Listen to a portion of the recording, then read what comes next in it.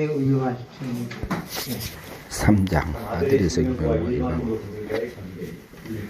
생명의 의미와 생명의 종류. 생명이라는 말은 신학적으로 음성이라고 표현한다. 아들의 생명이 가지는 능력은 관계적 생명을 통해 이루어진다. 관계적 생명, 일반 총 안에서의 관계적 생명, 일반 생명, 특별한 총 안에서의 관계적 생명으로 구분된다. 4.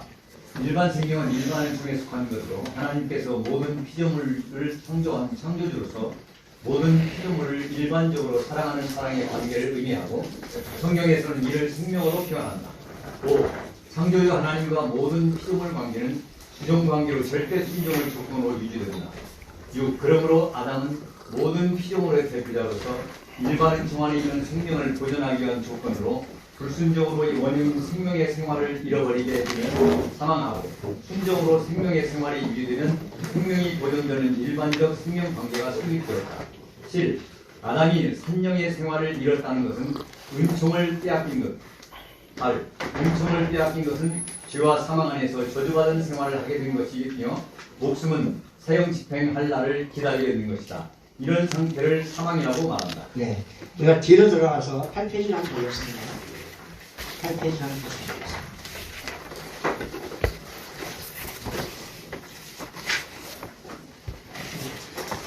팔페이지 정편을 보면 왼쪽에 맨 위에 보면 기본 생명이 있습니다. 얘는 생명세계에 있는 것을 기본 생명이라고 하고요. 그러니까 성부 하나님, 성자 하나님, 성신 하나님, 아들의 생명, 이것이 기본 생명이고요.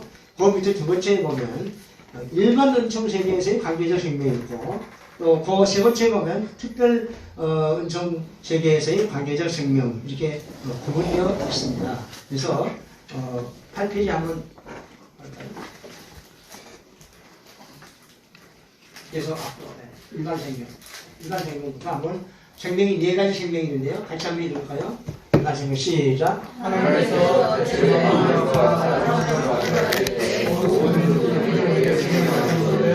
이 생명 하나님의 생명으로 수장하여 이 생명을 알았다. 네, 다음에 법적 생명 시작. 공의 불법에서 사탄 백성을 구원하기 위해 예수 그리스도가 십자가에서 우리를 죽고 영광을 받으시고 수고하여 합법적으로 하나님의 의를 이루어 의인이 되게 하여 생명과 하나님의 주신 이 생명을 법적 생명이라고 말합니다. 중생한 생명 시작. 예수 그리스도의 정도로 죽고 하나님의 죄를 사하여서 죄와 사망의 그리스도와 성령 생명관계를 성설을 중생한 생명이라고 말한다. 네, 마지막 진리 생명 시작. 진리와 성령 하나님께서 중생한 영혼에서 아들의 생명의 내적적 지혜를 주심 정도, 진정, 진정 능력, 신능을 높여 영생하는 능력을 줬는데 이 생명을 바란다. 자, 사망에 대한 정의입니다. 시작. 하나님과 사랑의 가운데서 이유의 관계로 사는 것. 멸망은 행복하고 불행하게 관계적 생명은 예수님과 우리의 관계에서 생기는 생명입니다. 네 가지가 있는 겁니다. 그렇게 이해하시면 되겠습니다. 그래서 혹시 여러분이 이것이 필요하면 진리 생명은 네 가지가 필요하면 저한테 연락하면 제가 보내드리겠습니다. 그러니까 여기는 제가 빠져가지고 그래서 좀 다시 한번 드려봤습니다. 우리는 예수님과의 관계에서 법적 생명과 진리 생명과 이런 생명을 가지고 우리가 단계로 누리게 된다는 것입니다. 그래서 그것만 이해하시면 되겠고요. 그러니까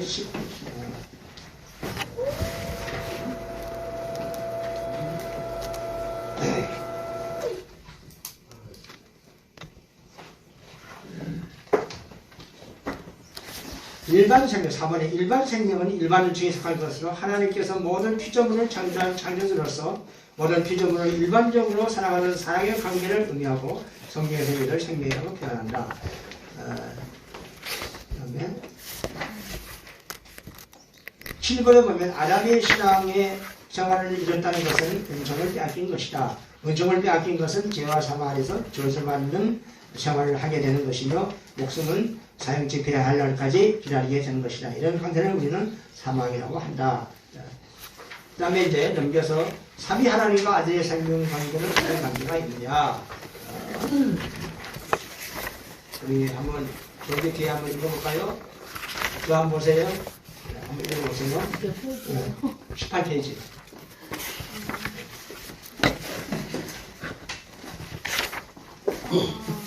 장미 하나님과 예, 삼위일체는 만물 중에서 계시되지 않는다. 인간의 이성으로도 이해하기 어렵고 성경에서도 기록된 곳이 없다. 삼위가 일체라는 것을 인정한다면 아들의 생명의 근원과 출처에서 제시한 히브리서 2장 11절에 근거하여 성부 하느님께서 생출한 아들의 생명은 성부 하느님과 부자 관계가 성립되므로 당연히 삼위일체와 관계가 있다.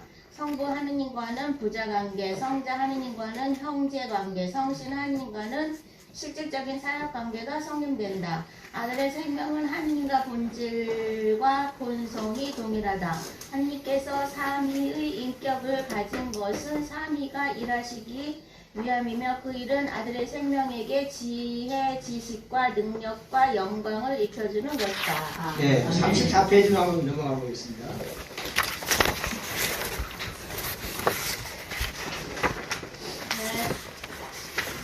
자, 34페이지에 보면, 맨 밑에 보면 삼위 하나님의 과거 사역과 현재 사역이 나와 있습니다. 이것은 왜 하나님이 한 분 하나님이 삼위로 나눠진다 하면 사역을 하면서 우리 아들의 생명에게 이렇게 능력을 입히기 위해서 나눠졌다 이렇게 볼 수가 있습니다. 그래서 성부 하나님은 과거 사역은 우리를 선택하고 인정했고 또 현재 사역은 우리를 섭리하고 통치하고 계시고요.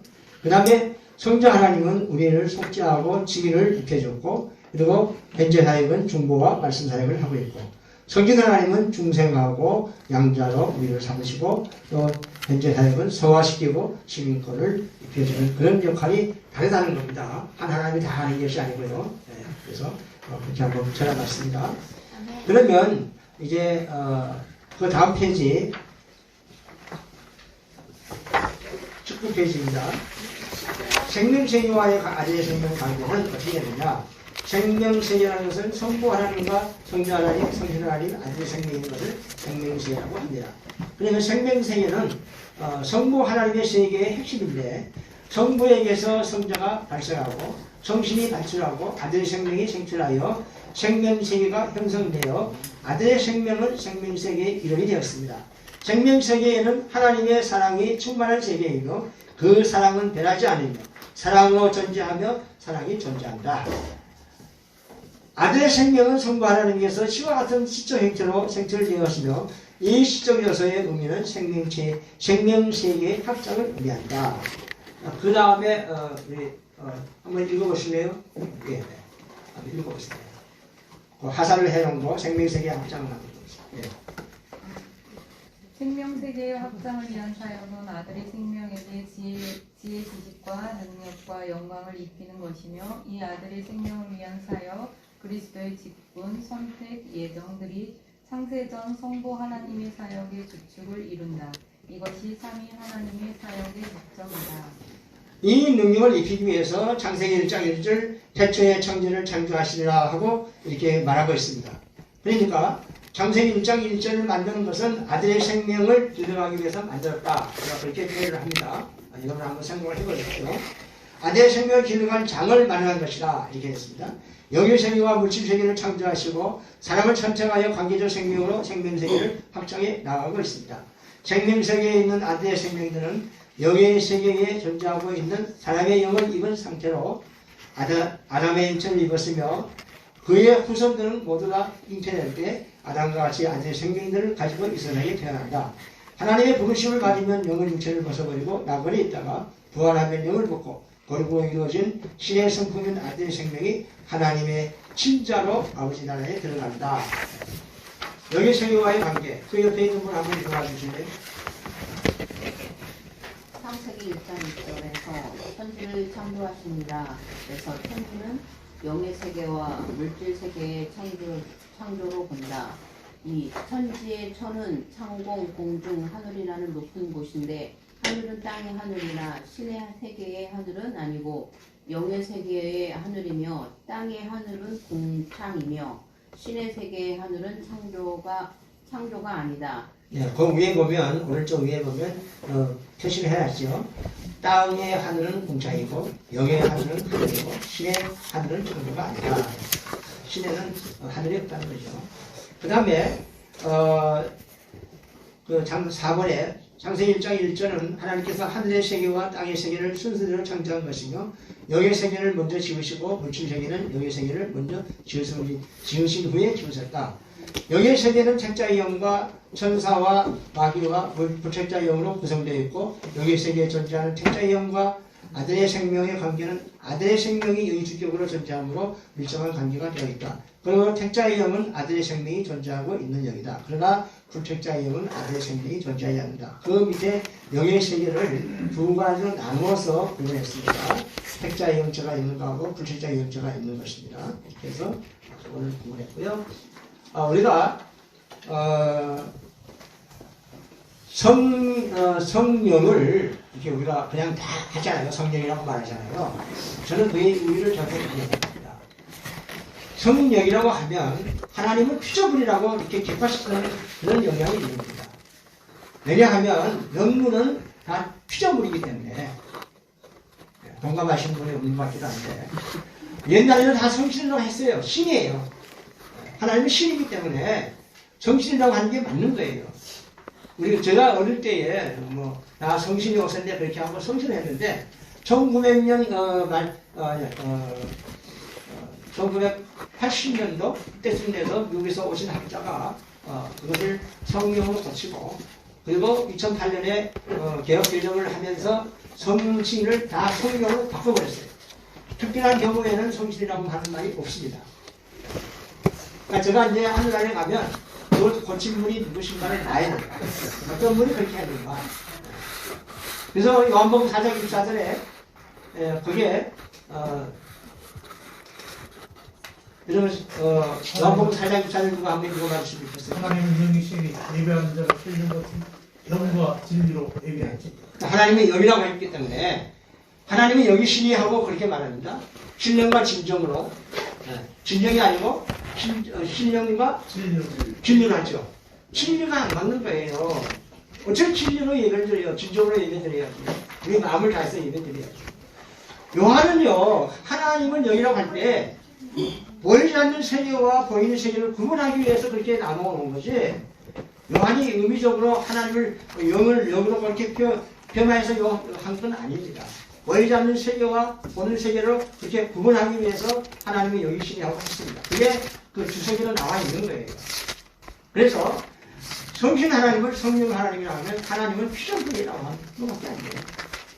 제가 이번에 가서도 그렇게 말을 많이 했는데 왜냐하면 하도 성령이라고 했기 때문에 그러니까 한 자매가 우리는 이제 성신으로 말을 해야 되지 않느냐 그렇게 이제 이야기를 하시더라고요. 그래서 저는 그것에 대해서 굉장히 좀 유감이 많은 사람이에요. 왜 하나님을 피조물로 우리가 말려서 이렇게 격화시키느냐. 여러분이 기도하고 나서 마지막에 기도했습니다 하는 말을 많이 하죠. 그게 한 4, 5년 전부터 그게 나왔어요. 나왔는데 옛날에는 기도 드리오면 나이다 이렇게 했어요. 그죠? 그렇게 했습니다. 나이가 저보다 좀 적기 때문에 잘 모르시는 분도 있겠지만 저희는 어렸을 때부터 기도 드리오면 나이다 이렇게 부모로부터 배웠어요. 그런데 어느 시간에서 기도했습니다. 이 의미는 어떤 의미가 있냐면 하나님 제가 기도했으니까 들어주려면 들어주고 안 들어주려면 안 들어주고 마음대로 하세요. 이런 의미가 포함이 됐다는 거예요. 그럼 그렇게 그런 말을 왜 씁니까? 드립니다 하면 되는데 내가 했다는 거예요. 내가. 그리고 하나님 당신께서라는 그런 말을 기도 시간에 하는 사람이 많아요. 교회 목사님이 하나님 당신께서 이렇게 많이 합니다.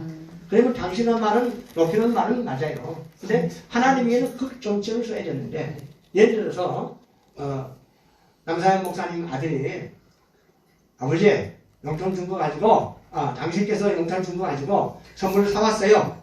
이렇게 하고 드리면 그는 아버지가 기분이 별로 좋지 않아요. 아닌가요? 아버지 당신께서 나에게 용돈 준 거 가지고 내 선물을 사왔습니다. 받으세요 하면 안 맞는 거예요. 아버님께서 용돈 주신 걸 가지고 선물을 사왔습니다. 이래야 맞는 거라고 생각합니다. 그러니까 우리가 저는 조지신앙을 전공했기 때문에 요거에 굉장히 예민합니다. 요거를 바로 못 쓰면 근데 하나님 앞에 불경죄지는 거예요. 불경죄지는 거예요. 아마 여기 있는 분 중에서 자기 아들을 제일 사랑하시는 분이 한 분이 계시는데 뭐 다는 뭐 모르니까 모르겠지만 한 분이 계세요. 그분은 아들을 정말 사랑하는 분이에요. 혹시 누군지 이거 아시나요?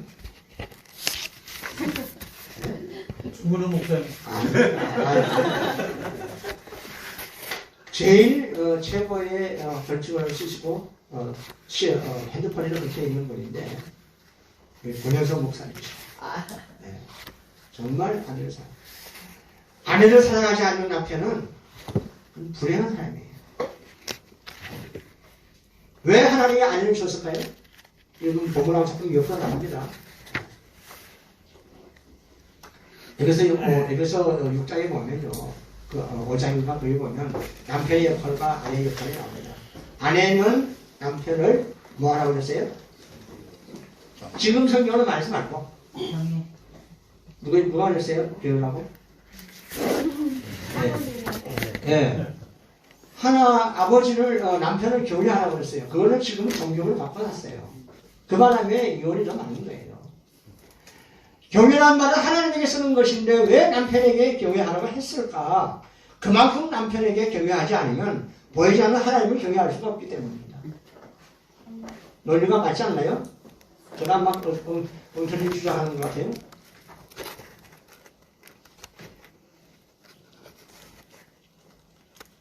성경학자들이 자기가 한다고 그렇게 바꿔놓고 그 성경을 새로 만드는 것은요, 제가 두 번째 담임이 그렇게 이야기를 했어요.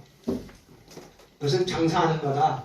그렇게 이야기를 했었어요. 그래서 개헌 개정을 만들기 전에 성경을 많이 사놔라. 앞으로 그걸 사기가 어려울 거라고 그랬어요. 과거에 우리의 목사님들이 성경 번역하듯이 잘 번역하는 겁니다. 그래서 우리가 성경 용어를 정확하게 써야 되고 우리가 그렇게 정확하게 발음을 해야 됩니다. 그래서 그런 의미에서 저는 조지신학을 전공한 것을 굉장히 감사하게 생각을 합니다. 뭐 다른 신학을 나쁘다 그런 의미가 아니고 그렇게 조지신학을 공부했기 때문에 그런 것을 구별할 수 있는 사람이 됐다는 것이죠. 자, 일반 사람과의 관계 21쪽입니다. 반복상 하고 있겠습니다. 모든 사람은 창세기 26절에 의하면 하나님의 형상과 모양으로 지음을 받았다. 여기서 하나님의 형상은 하나님의 본질인 신성 거룩을 의미하고 모양은 본성인 속성 사랑으로 만들어진 heb자의 영이다. 창세기 2장 7절에서는 영이 주격이 되는 사람을 흙으로 지으실 때 흙 속에 영이 존재하였으나 활동할 수는 없었는데 생기를 받은 후 산영이 되어 영적 생활을 하게 되었다. 이것을 본문에서는 생명이라고 표현하였다. 산영이 된 사람은 일반 은총 아래에서 성신의 도움으로 하나님과 주종관계로 영적 생활을 할 수 있었다. 흙 속에 존재한 영은 생긴 성신의 역사를 받기 전에는 활동할 수 없는 존재로 지음을 받았다. 그 영 속의 주격으로 아들의 생명이 존재하는 자와 존재하지 않는 자로 구별되는데 이것이 일반 사람들과의 관계이다. 성부 하나님께서는 생명세계에는 아들의 생명들을 이미 창세전에 생명록에 그 이름을 기록하였다. 근거 성경은 빌립보서 4장 3절과 계시록 20장 15절이다.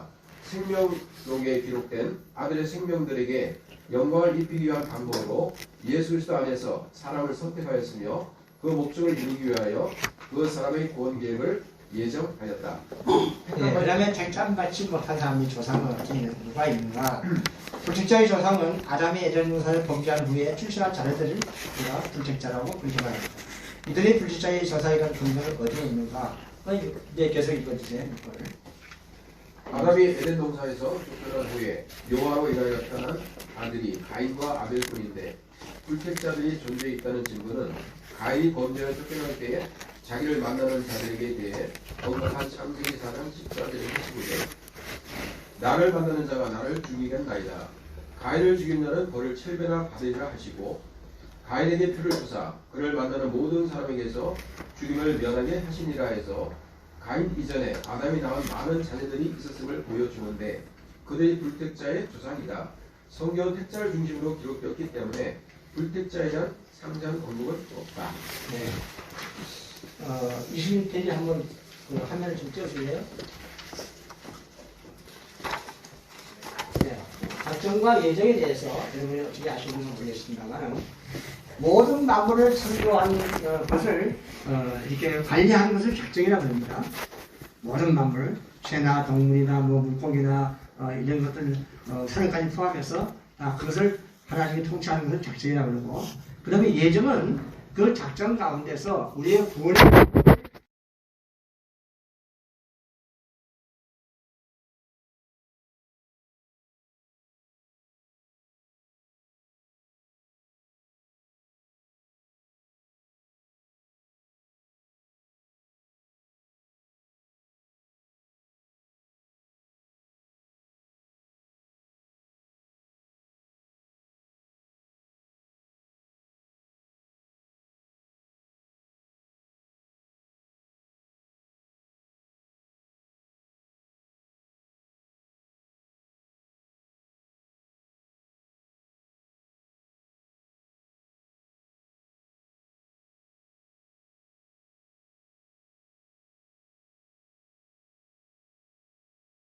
을 받았으나 자신이 바로 알 수 없으나 신앙생활을 하면서 시간이 지나면 알게 된다. 그래서 그 1장 4절에 따르면 택자는 택자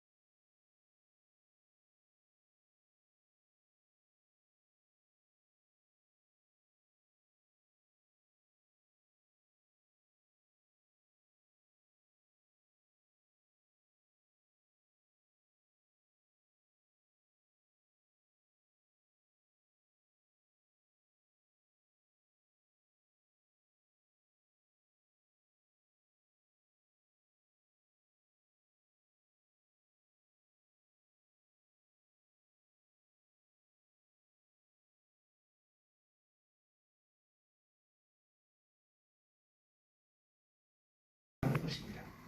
우리 한국 교회에 교회 성장이라는 말이 한참 유행이 됐습니다. 그 교회 성장을 위해서 많은 목사님들이 교회를 크게 짓기 시작했습니다. 지금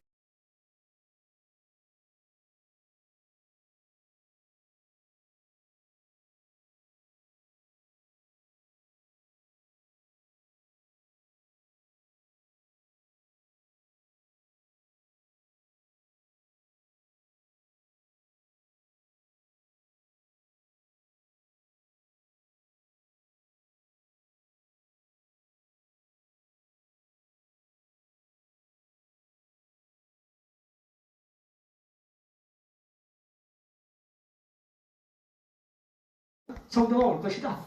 그러면 내게 몰기 좀 힘이 들어갈 수 있을 것이다. 결국 자기를 높이기 위해서 그렇게 한 거예요. 그러면 그렇게 해서 빚을 내서 줬는데 교회가 유지가 안 돼서 그것을 경매에 내놔서 그게 일하게 팔렸다면 그 그 교회 성도들은 어떻게 되는 겁니까? 한번 깊이 생각해 보면요. 크게 이걸 해결할 일이에요. 예? 목자 한 사람을 보고 와서 모든 정성을 다해서 했는데 그것을 감당을 못해가지고 내놔서 결국은 교회 뺏기고 성도들 뿔뿔이 해치렸다 이 말이에요. 하늘나라에 가면 다 만날 거 아니에요. 그 죄를 해결 안 하면요. 그 목사는 부처한다. 교회가 커야 교회가 되는 역할을 하는 거예요. 바울 한 사람이 이렇게 거듭남을 해서 온 유럽과 세계에 복음이 전파해서 오늘 저까지 예수를 믿게 된 거예요. 한 사람이 얼마나 소중한데요. 성도 한 사람이 소중하다는 걸 못 느끼면 그건 목자로서 자격이 없는 거예요. 정말 양을 위해서 무릎을 꿇고 강제상에서 눈물 흘리면서 기도하면 성도가 하나님께서 보내줘서 옵니다. 내가 사람을 끌어오는 건 안 되는 거예요. 목사는 뭐예요? 기도하고 그냥 묵상하면서 양 하나님에 대해서 기도하는 그런 벽설대학의 영적인 그 스승이 계셨는데 이름이 저도 오늘 생각 안 합니다. 거제도에 있다가 이렇게 오셨어요. 부산으로. 그런데 그 성도들 다 모시고 왔어요. 한 사람도 남기지 않고 다 따라왔고요. 그래서 그분은 자부동 목사라고 하는데 기도만 많이 하시는 분이에요. 자부동이란 말은 7마리지만 기도 많이 하시는 거예요. 그래서 지난번에 한 20년 뭐 이렇게 기념식을 하는 걸 가서 참석을 했는데요. 그 자녀들이 잘 되어 있습니다. 우리 권현석 목사님도 아시지만 미군 군부대에서 교육을 담당하시는 그런 권사님이었습니다. 정말 앞으로 여러분이 목표를 해야 하는데 여기서 훈련받고 있는데 지금 그냥 강의만 듣고 집에 가서 공부 안 하고 추석만 하고 하는 거는 그건 아니라고 봐요. 성경을 부지런히 연구하고 기도 많이 하고 그렇지 않으면 목표를 못합니다. 해봐야 어려워요. 그래서 제 말이 너무 과한지도 모르지만 저도 목양은 맞지는 않았지만 조금 하면서 제 스승들이 세 분 스승들이 그 목양하는 모습을 저는 생생히 보고 자란 사람이 돼서 월요일 날이면 다 산에 가요. 산에 가서 댐프에 가서 기도하고요. 수요일 되면 내려오고 또 올라가고 토요일 되면 내려오고 그러니까 그래서 교회가 자연히 커져서 이렇게 부흥하는 그런 교회가 정말 그런 목양을 잘 하시는 거예요.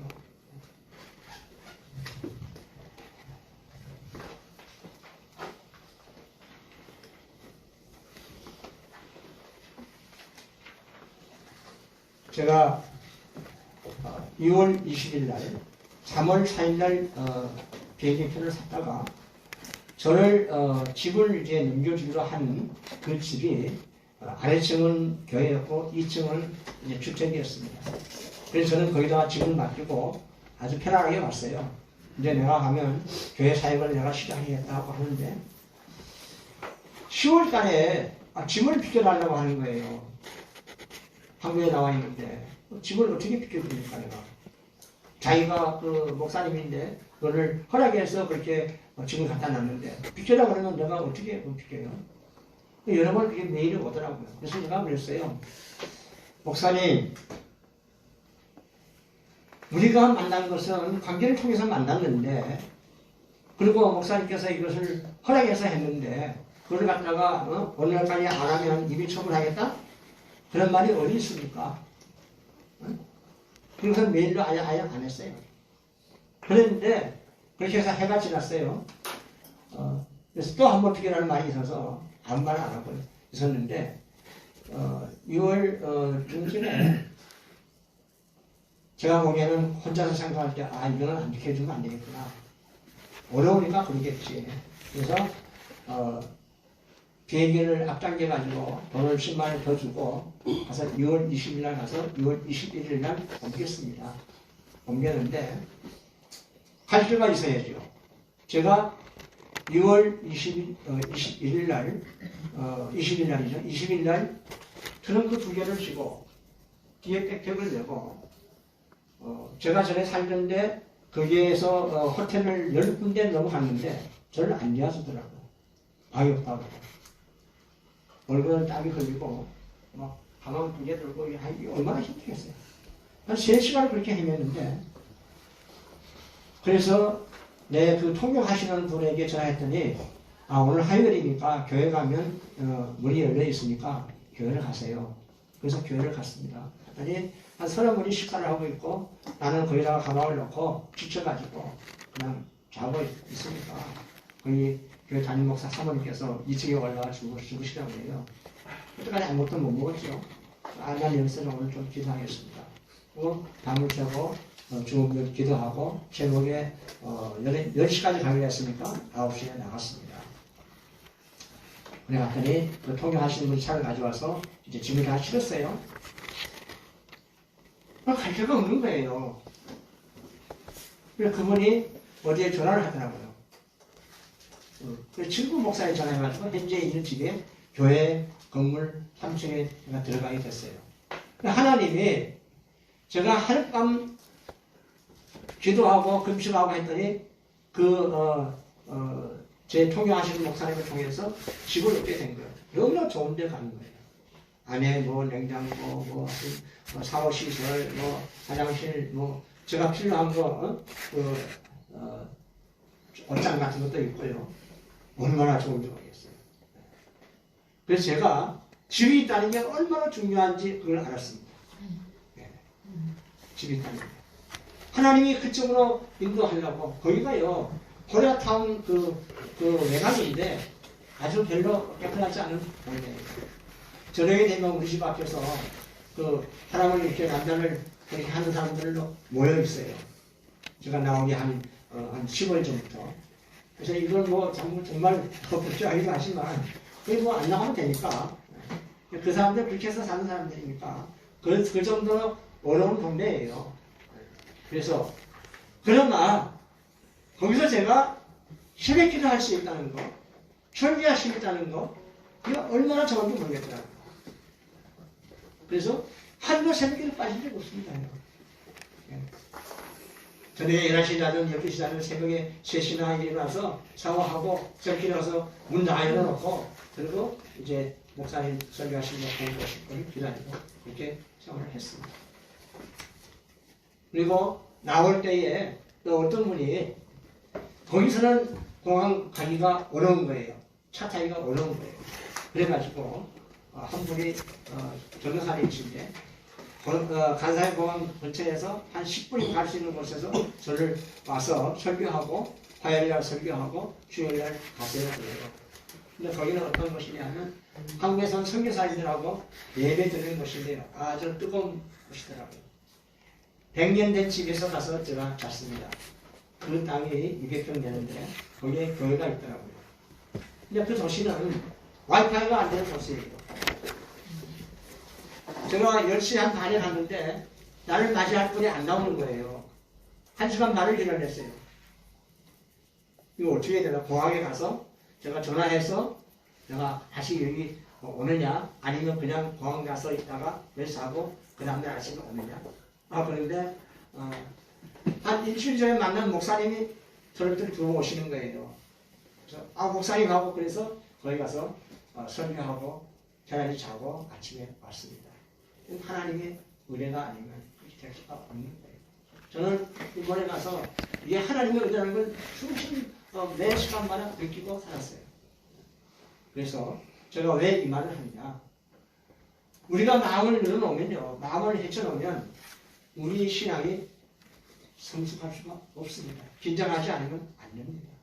그래서 정말 우리 신학교 학생들이라면 성경을 읽고 기도하는 것은 이거는 첫째까지 해야 됩니다. 그냥 안 하고 어떻게 앞으로 목회를 하실 겁니까? 인간의 방법을 해요? 아니잖아요. 그러니까 우리 신학교만은 조지물로 학교잖아요. 그분은 어떤 분이에요? 기도하신 분이잖아요. 그것을 본받기 위해서 우리가 여기서 공부하는데, 그러니까 그런 분이 목양자가 돼야 사람을 살리는 목양자가 될 수 있다. 그렇게 봅니다. 옆으로 많이 나가서 죄송합니다. 자, 이제 23페이지에 있겠습니다. 네, 사모님, 사모님 한번 읽어주세요. 제 4장으로 들어갑니다. 인간의 구성 요소. 일반적으로 개혁 교회에서는 인간의 구성 요소를 영과 육으로 구성되었다는 이 분석이 지배적이다. 그러나 본서 아들의 생명 신학에서는 영의 주격으로 존재하는 아들의 생명의 존재를 인정하여 생명, 영, 육으로 구성되는 기존의 3분설과 구별된 새로운 3분설을 적용한다. 네, 우리가 3분설을 외치는 분도 있고 2분설을 외치는 분도 있습니다. 신학자에게는. 그런데 3분설은 아재 생명 신학에서는 아재 생명을 이렇게 이야기를 하고 해서 생명과 영과 육으로 구성되는 3분설을 주장합니다. 그 다음 거 한번 읽어주실래요? 2. 여기서 생명은 생명 세계를, 영은 영의 세계를, 육은 물질 세계를 대표한다. 3. 타락전 육체의 본능에는 원시적 의와 일반적인 선이 있었는데 타락 후에는 의는 죄로 변화했고 선은 악으로 변화했다. 4. 육체의 본능적 요소에는 육체의 오각, 시각, 청각, 미각, 후각, 촉각을 가지고 있고 동물적 습성, 야성, 본능적 양육, 강식을 가졌다. 그리고 육체의 비물질적 요소에는 이성, 지, 정의, 자유의지, 양심이며 물질적 요소는 육체이다. 네, 육체의 본능적 요소에는 오감이 있고요. 그리고 동물의 습성이 있다는 것이고요. 비물질적 요소에는 이성과 육체가 있다는 것입니다. 그리고 이제 참고로 하나 여기 적어놨는데 성경에 기록된 이성과 관계된 용어 의미는 다음과 같다. 음행이라는 것은 결혼 전에 여러 이성과 관계를 맺는 것이고요. 음란은 성관계를 맺을 때 지나친 난정한 성행위를 말하고요. 음욕은 이성에 대해서 성적인 욕망이나 탐심을 말하는 것이고, 간음은 자기 부부 외에 다른 이성과 관계를 맺는 것이고요. 호색은 이성에 대한 색을 밝히는 마음이고, 정령은 이성에 대한 강한 성적인 욕망이나 탐심이라고 이렇게 말합니다. 성경에 보면 음행과 간음은 절대로 해서는 안 된다고 그렇게 말하고 있습니다. 성경에 나와 있는 말이에요. 그래서 여러분 다 결혼한 사람은 음행에 대해서는 뭐 정해진 거지만 또 간음은 할 수가 없는 겁니다. 그래서 성적인 면에서 이걸 하는 사람은 거룩은 하고는 거리가 멀다는 것을 표현하기 위해서 이런 것을 제안을 했습니다. 그 다음에 24조 목사님께서 한번 문제와 자문제와의 관계, A. 원죄와의 관계. 지금까지는 신학에서 원죄를 데미지오 베드모가 선악과를 따먹은 것으로 정의하고 있으나 아들의 생명 신학에서는 피조물의 대표인 아담이 창조주 하나님과 일반 생명을 조건으로 맺은 대표 언약을 지키지 못해 지은 죄를 원죄로 본다. 네. 일반적으로 우리 원죄라는 것을 아담이 선악과를 따먹은 것으로 그렇게 정의를 합니다. 다 그렇게 되어 있어요. 그런데 성경을 발견하면요, 대표 언약을 어겨서 그것이 원죄가 되는 겁니다. 대표 언약은 모든 우리가 다스리라고 하는 그런 권한을 주었어요. 그래서 아담이 자기 아들을 다스리지 못해서 죄를 범하게 되는 겁니다. 그게 원죄지. 그리고 그 선악과를 따먹은 건 그건 자본죄입니다. 그래서 제가 이렇게 밝혔는데 여러분 한번 많이 연구를 하세요. 틀린 걸 아무리 붙잡고 있어도 안 되는 거예요. 그러니까 이런 걸 통해서 원죄와 자본죄가 뭐라는 것을 우리가 봐야 되니까. 그 다음에 2번 읽어주세요. 2번 창세기 1장 28절에서 하나님께서 모든 생물을 다스리라는 명령은 하나님께서 아담을 피조물의 대표로서 그와 대표 언약을 맺고 이만 위임 통치 명령을 지키지 못하게 되었는데 그것을 원죄라고 보는 것이다. 3. 대표 언약을 지키지 못한 원죄 원인은 하나님의 명령을 지키지 못함으로 생명의 기능을 발휘하지 못하였기. 자, 여기서 우리 38페이지 한번 가볼까요?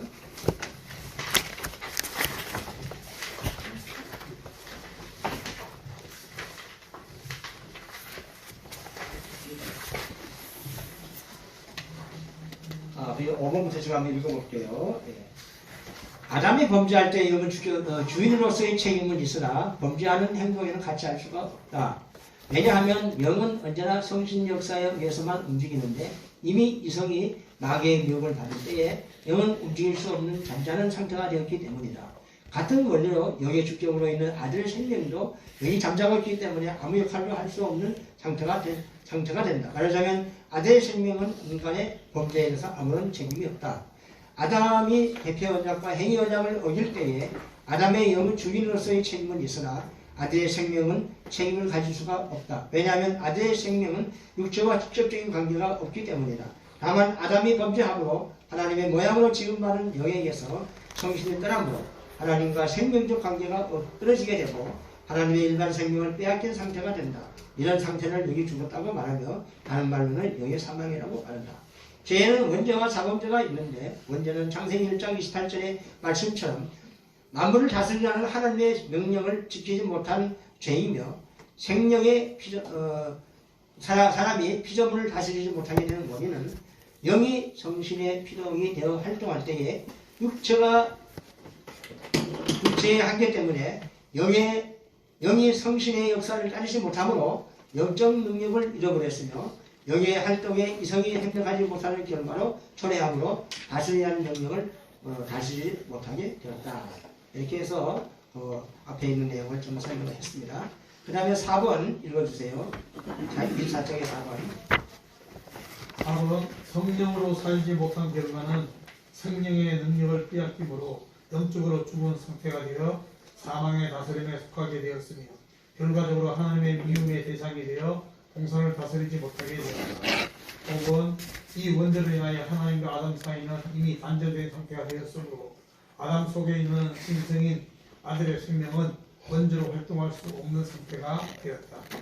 6번 이 원죄의 모든 피조물은 하나님과 일반 사랑에서 끊어져 일반 생명을 잃어버리게 되었고 죄와 사망 아래에 놓이게 되므로 하나님의 공의의 율법 아래에서 영원히 미움의 대상으로 살게 되었다. 이 원죄는 로마서 5장 12절의 말씀처럼 모든 피조물에게 법적으로 입혀지게 되었다. 자, 밑에 있는 우리 로마서 5장 12절 같이 한번 읽겠습니다. 시작. 그러므로 한 사람으로 말미암아 죄가 세상에 들어오고 죄로 말미암아 사망에 들어왔나니 이와 같이 모든 사람이 죄를 지으셨고 사망이 모든 사람에게 이르렀다. 자범죄와의 관계 한번 읽어보실래요? 그 앞에 계시는 자매님. 이걸 있어서 25페이지. 자범죄란 하나님과 사람의 깊은 아간 사이에 있는 행위는 여기에 죄를 말한다. 인고되는 성부는 창세기 2장 17절에 선악을 알게 하는 나무의 실과는 먹지 말라. 내가 먹는 날은 성령 주의라 하시니라 라는 말씀에 근거하여 하나님께서 먹지 말라고 한 선악과를 자기 스스로의 행위로 범죄하여 행위 언약을 어긴 죄를 말한다. 행위 언약은 아담의 행위가 순종하여 영생을 얻을 것인지 불순종하여 멸망 상태에 빠져 행복한 생활을 살게 되고 불행한 삶으로 영원한 형벌을 받을 것인지에 대한 언약이다. 아담이 원죄와 자범죄를 범함으로 죄와 사망과 멸망 아래서 살게 되었을 때 이것을 해결하기 위해서 예수님의 대속의 공로가 필요하게 되었으며 예수님께서 십자가에 죽으심으로 이루신 대속의 공로를 은혜로 받은 구원이 법적 구원이다. 기본 구원이라 이렇게 말합니다. 예. 완전한 생명의 사람인 아담의 영속에 아들의 생명이 주격으로 있었으며 아담이 원죄와 자범죄를 범할 때에 이 죄는 아담이 이성과 마귀의 미혹을 받고 마귀의 지배에 따라 육체가 범죄하는 것인데 이때 아담의 영은 이성의 주체로서의 법적 책임은 있지만 범죄하는 행동은 같이 할 수 없다. 왜냐하면 영은 이미 잠자고 있기 때문이다. 아담이 범죄함으로 하나님의 모양으로 지음받은 영에게서 성신이 떠남으로 하나님과 생명적 관계가 끊어지게 되어 하나님의 일반 생명을 잃은 상태가 되었으며 이런 상태를 영이 죽었다고 말하며 다른 말로 하면 영의 사망이라고 말한다. 그 결과 전적으로 무능한 자가 되었으며 사망 아래 있게 되었다. 그러므로 창조주 하나님의 일반적 사랑이 변하여 공의 하나님으로 저주와 책망과 진노하심과 징벌하시는 하나님이 되었다. 이로 인하여 하나님을 사랑하고 의지하고 살던 아담이 이제는 하나님을 두려워하고 가까이 하기를 피하는 숨는 자가 되었는데 이것은 아담이 원죄와 자범죄를 범함으로 아담의 영이 하나님과 단절된 상태에서 오는 행동이다. 네, 죄를 지으면 하나님과 관계가 끊어진다는 사실을 우리가 다시 한번 명심하겠습니다. 중생과의 관계가 있습니다. 중생은 육이 사는 것이 아니고 영이 죄와 사망에서 해방되는 것이다. 예수 그리스도께서 십자가에서 이루어지신 법적 구원을 근거로 택한 백성들이 죄와 사망의 권세 아래에서 멸망 상태로 있는 성도의 영을 해방시켜 그리스도 안으로 옮겨 그리스도의 안에서 살게 하는 것이다. 중생이란 성신 하나님의 단독 역사로 택한 백성을 한 사람 한 사람씩 개별적인 역사로 죄와 사망 안에서 그 영을 해방시켜 죽지 않는 새 생명으로 살게 해주는 것이다. 중생은 실질적으로 하나님 아버지와 화목하게 된 것이며 하나님과 생명관계가 이루어진 상태이며 범죄하기 전에 영의 상태로 회복이 아니고 다시는 영이 죄를 줄 수 없고 죽을 수 없는 존재로 하나님 안에 감춰져 있는 것이다. 이렇게 생명관계가 이루어진 중생한 영을 통해서 아들의 생명과의 관계가 회복되는 것이 아들의 생명과 중생과의 관계이다. 그러나 중생한 성도의 이성과 몸은 지금도 사망 아래에서 마귀의 지배를 받고 살고 있다. 택한 백성이 중생할 때 택자의 영성의 주적으로 있는 아들의 생명은 영의 주적으로 있으므로 영과 함께 그리스도 안으로 옮겨졌으며 영의 중생으로 아들의 생명이 확장할 수 있는 여건이 마련되었다. 이렇게 중생한 영의 주적으로 있는 아들의 생명에 있는 삼위가 내주하고 있으며 내주한 성신의 역사로 믿음의 방법을 통해서 아들의 생명에게 신적 능력을 입혀준다. 중생된 성도가 죄를 지을 때에 중생된 영과 아들의 생명은 죄를 지을 수가 없다. 왜냐하면 예수 그리스도께서 이미 십자가에서 범죄와 잠언죄를 다 해결했기 때문이다. 육이 범죄한 것은 해결함으로 해결된다. 만약 육체가 범죄할 때에 육의 주체인 영이 함께 범죄한다면 범죄한 영을 살리기 위해서 예수님이 다시 십자가를 두 번 져야 하는 모순이 생기기 때문이다. 요거는 6번을 좀 동분해 미쳐가지고 계속 한번 읽어보시면 좋겠습니다. 다만 성도가 죄를 지을 때 예수 그리스도의 제성의 공로로 하나님 앞에서 법적인 책임은 없으나 죄로 나타난 결과에 대해서는 대가를 치러야 한다. 예를 들면 남의 물건을 훔쳤을 때 세상법이 정한 행위를 받는 것과 같다. 그다음에 아들의 생명과 서와의 관계. 네, 돌아왔습니다. 한번 더 읽어주세요. 성화와의 관계. 그 성화는 성신 하나님의 사역이며 성부 하나님의 예정에 근거해서 성신 하나님의 역사로 성도들의 이성과 몸을 간접적으로 이용해서 신의 속성으로 변화되는 것이다. 이 목사는 성화를 건설 구원으로 표현한다. 이 성화되었다는 것은 신령한 신의 속성으로 변화되어 거룩하게 되었다는 말이다. 이 경우 진리와 성신 하나님의 역사로 성화가 이루어질 때 아들의 생명에게 신의 속성을 가진 능력이 입혀진다. 그러므로 성화는 법적이나 도덕적인 변화가 아니고 신령한 하나님의 본성대로의 변화이다. 3. 신령한 변화는 신의 참 지혜 지식과 신의 성품과 신의 능력을 입어 성도가 거룩하게 성장해가는 것이다. 4. 성화의 내용은 예수 그리스도에게 주신 세 가지 직분과 관계이다.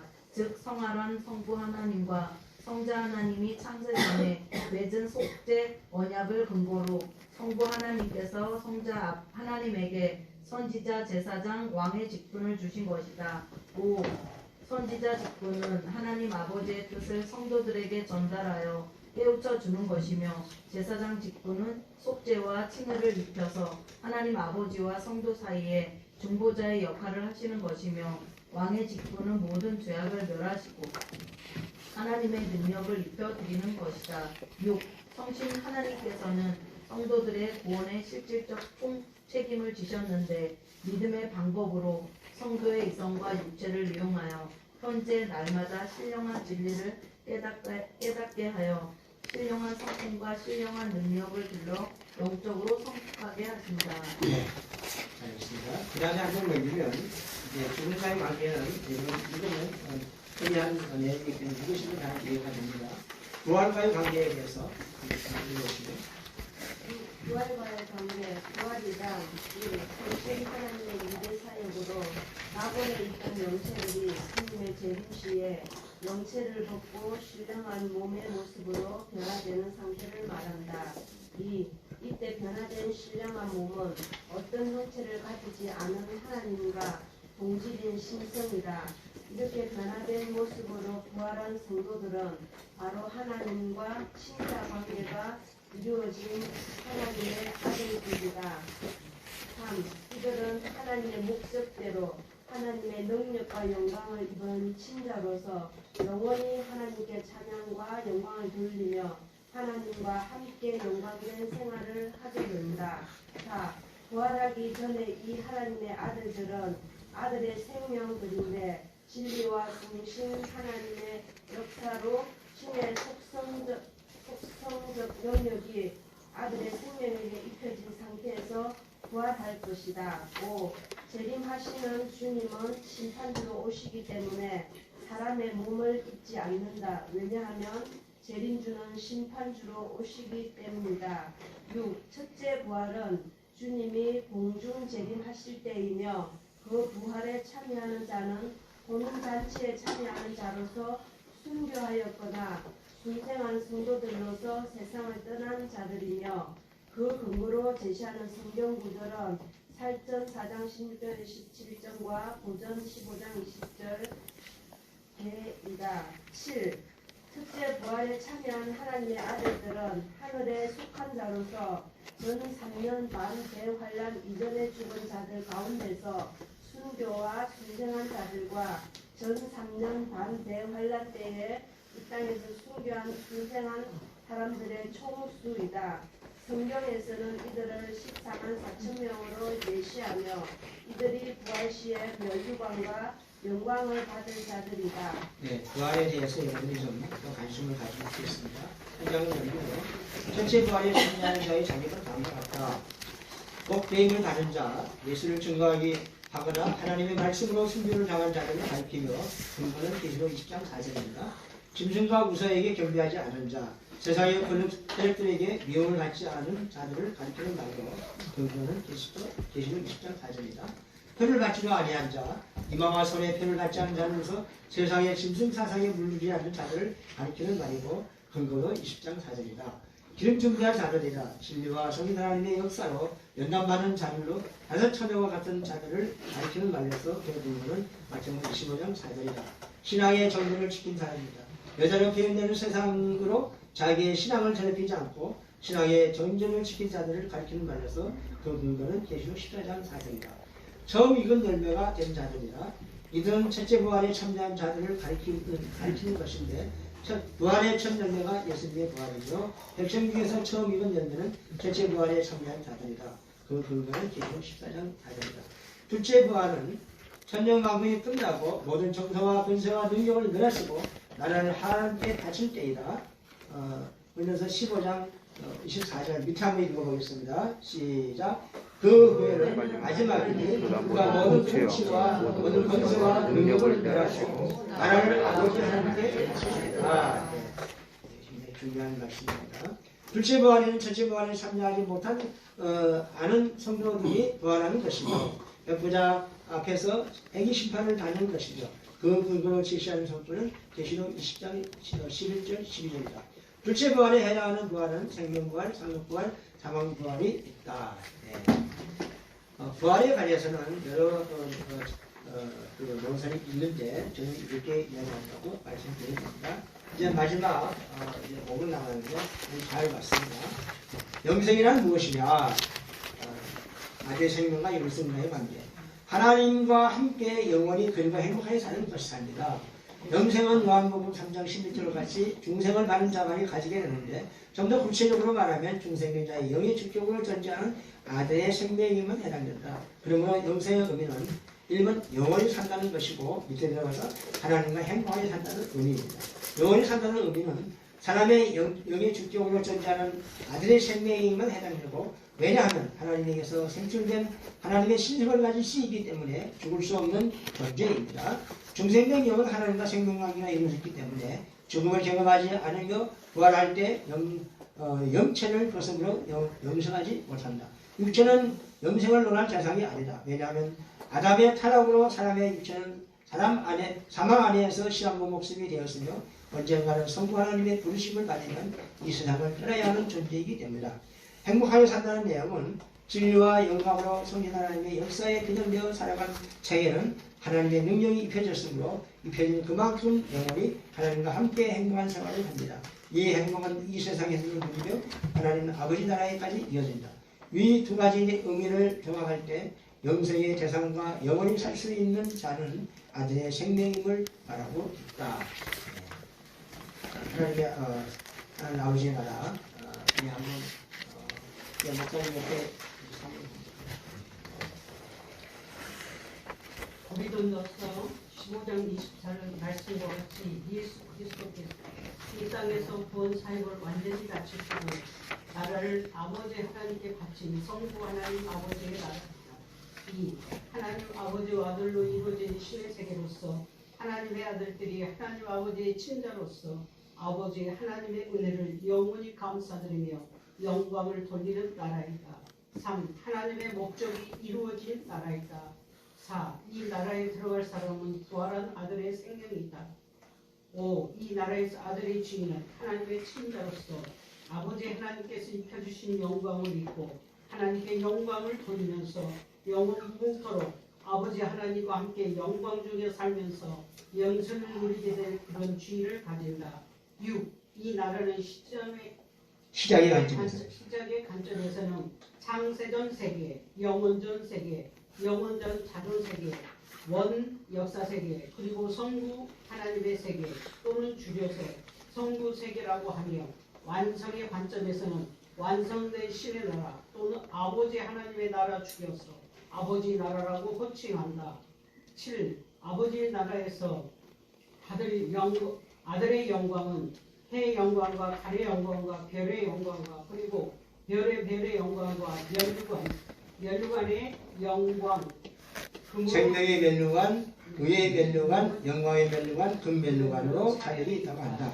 8. 예수 그리스도 안에서는 하나님 아버지와 자녀인 성도들이 양자 관계로 살았지만 아버지 나라에서는 친자로 영원히 사는 나라입니다. 아멘. 1분 전에 아직 마쳤습니다. 여러분 열심히 해주셔서 감사하고 전 이해가 안 되더라도 계속해서 보시면서 그리고 큰 책을 읽으시면 이해가 될 것입니다. 그래서 질문을 못하게 했는데 하나님 은혜로 시간 안에 끝나게 돼서 대단히 감사합니다. 고맙습니다.